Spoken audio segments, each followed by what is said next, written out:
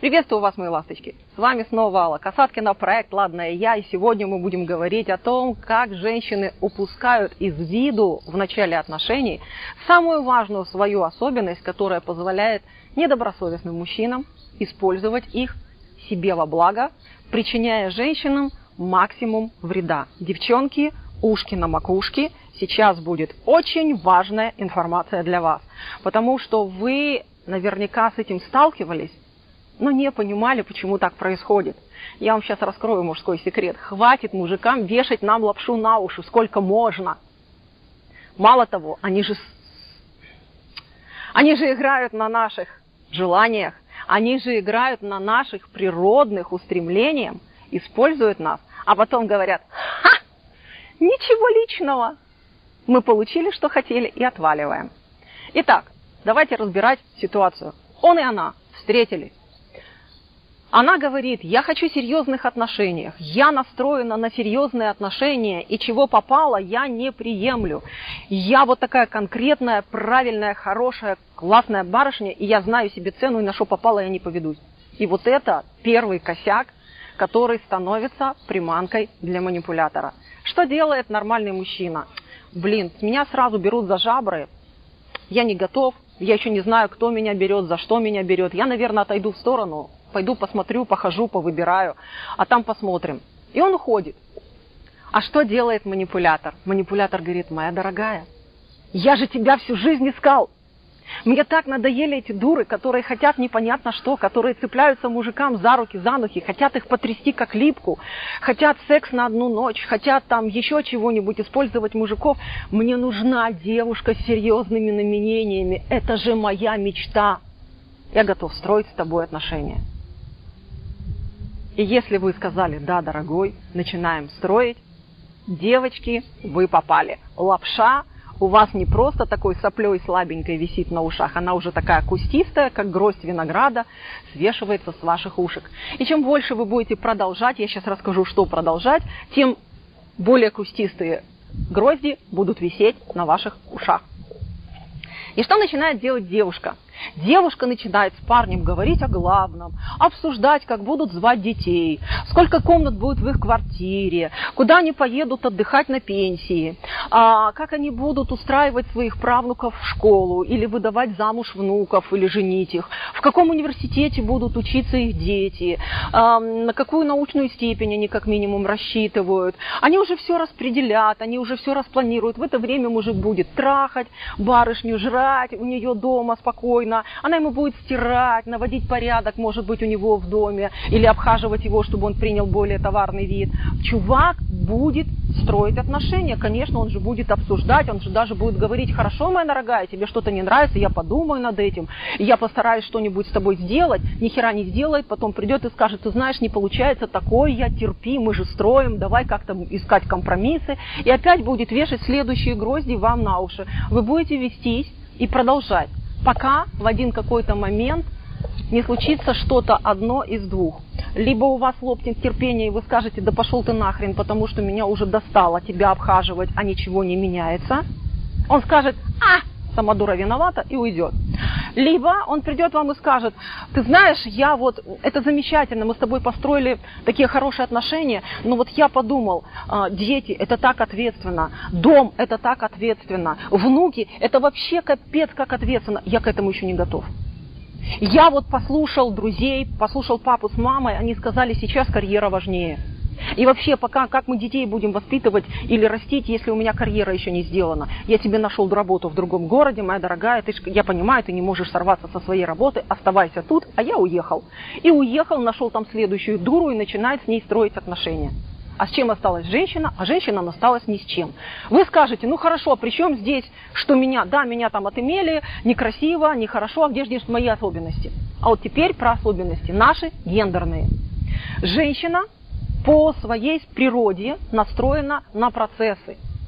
Потому что женщина строит отношения, создает впечатление, она налаживает связи с кем-то, она облагораживает пространство. Это все глаголы, которые описывают процессы.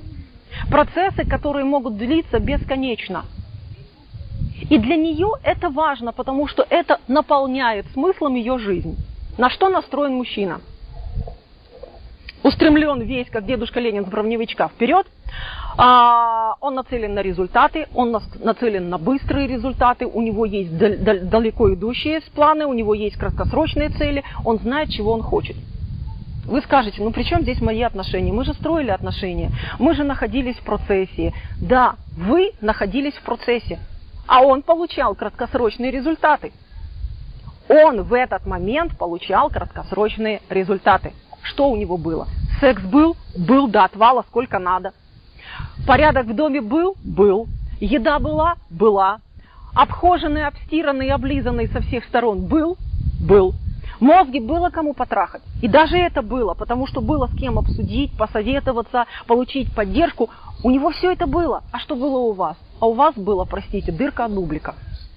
Кроме обещаний и иллюзии, убеди меня в том, что ты классная и из тебя будет хорошая жена, у вас ни черта не было.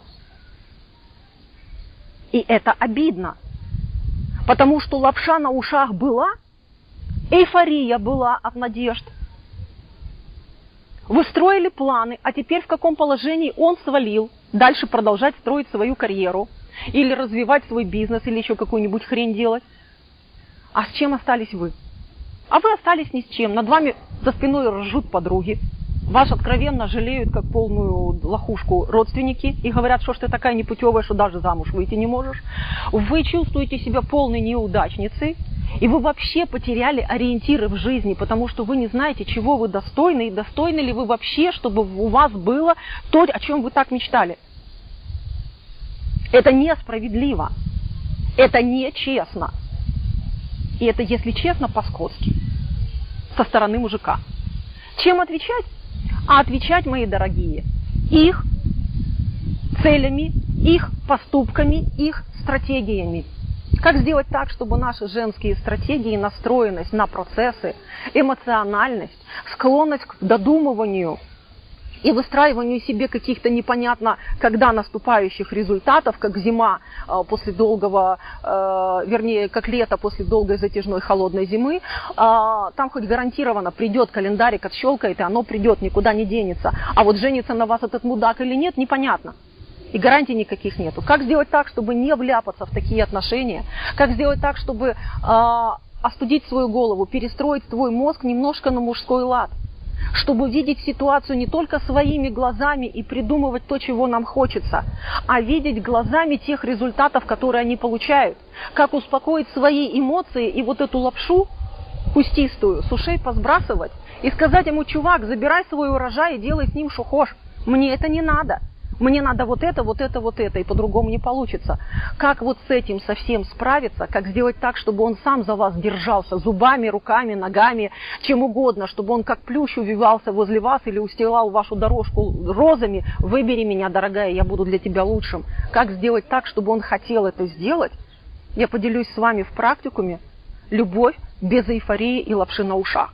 И тогда вы точно узнаете, что мужские стратегии, которыми они используют женщин, могут сработать вам во благо. Вы не будете ни над кем издеваться. Вы будете точно понимать, что происходит сейчас. А это как раз то, к чему стремится любая женщина. Мы стремимся к определенности, мы стремимся к пониманию того, что происходит. Не в додумывании. Это опасно. Это наша привычка, это наша гендерная склонность додумывать, но это неестественно, это всегда работает против нас.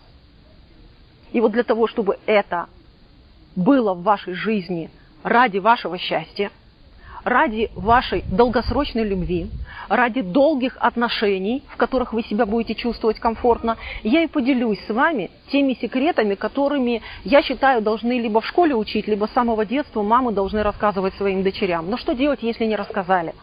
Вот именно этим я буду делиться с вами в нашем практикуме «Любовь без эйфории и лапши на ушах». Жду вас, поделюсь с вами самым-самым сокровенным и самым действенным. Обеспечьте себе свое счастье, используя мужские стратегии, манипуляции себе во благо и ради своей собственной женской счастливой доли. С вами была Алла Касаткина, проект «Ладная я». До встречи в практикуме. Пока-пока.